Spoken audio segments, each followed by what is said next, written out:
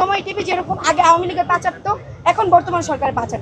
মিডিয়ারা যে সচ্ছল কাজগুলো করতে চায়, দুর্নীতির বিরুদ্ধে যে কাজগুলো করতে চায়, তাদের উপর যে হুমকিগুলো আসে সেই হুমকির বিরুদ্ধে আমরা স্টেপ নিব, চেষ্টা করবো হাদি ভাইয়ের মতো কথা বলার। আপনারা জানেন আমি কখনোই কোনো দল সংগঠক বা কোনোটাতেই ওতপ্রোতভাবে জড়িত ছিলাম না, অফিসিয়ালি জড়িত ছিলাম না।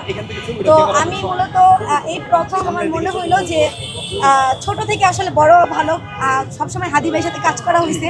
কোনো সময় ইনকালাব মঞ্চের সদস্য ছিলাম না, ইনকালাব মঞ্চে সেই চেষ্টা বেশি অনেকবার কাজ করছি, কিন্তু কোনো সময় ইনকালাব মঞ্চে ছিলাম না, বৈষম্য বিরোধীতেও ছিলাম না, বা আপনারা যেটা মনে করেন আমাকে এনসিপিতে কখনো ছিলাম না।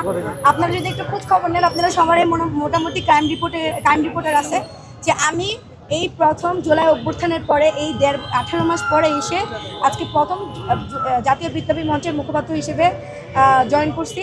ইনশাল্লাহ জাতির কথা আমাদের মুখে ফুটে উঠবে, এমনকি আমাদের অনুসারী এমনকি আইডল হিসাবে থাকবে হচ্ছে হাদি ভাই।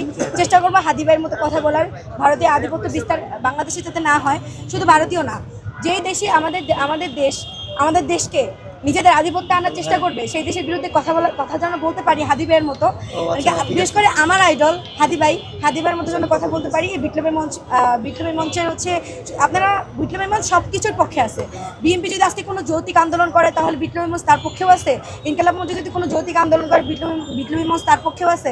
বৈষম্য বিরোধী যদি যে কোনো রাজনৈতিক প্ল্যাটফর্ম বা সংগঠনগুলো যেগুলো রাজনীতির সাথে জড়িত না, যে প্ল্যাটফর্মগুলাই যৌতিক আন্দোলন করবে তার পক্ষে বিপ্লবী মঞ্চ আছে, এবং বিপ্লবী ছাত্রী তো আছেই। আর আপনাদের সাথেও আছি। আপনারা যদি এরকম কোনো এখানে অনেক মিডিয়ারাই আছে যাদের ম্যাক্সিমাম এই মানুষেরই অভিযোগ যে আপু আমরা যদি কোনো ভালো নিউজ প্রকাশ করতে চাই বা দেখি যে সরকার এখানে দুর্নীতি করতেছে, দুর্নীতিগুলো প্রকাশ করতে চাই, আমাদের উপর হুমকি আসে, আমরাও আপনাদের সাথে আসি এই হুমকিগুলোর বিপক্ষে কাজ করার জন্য। আমরা আজকে বিপ্লবী মঞ্চের আরেকটা উদ্দেশ্য হচ্ছে যে আপনাদের মিডিয়ারা যে সচ্ছল কাজগুলো করতে চায়, দুর্নীতির বিরুদ্ধে যে কাজগুলো করতে চায়, তাদের উপর যে হুমকিগুলো আসে সেই হুমকির বিরুদ্ধে আমরা স্টেপ নিব।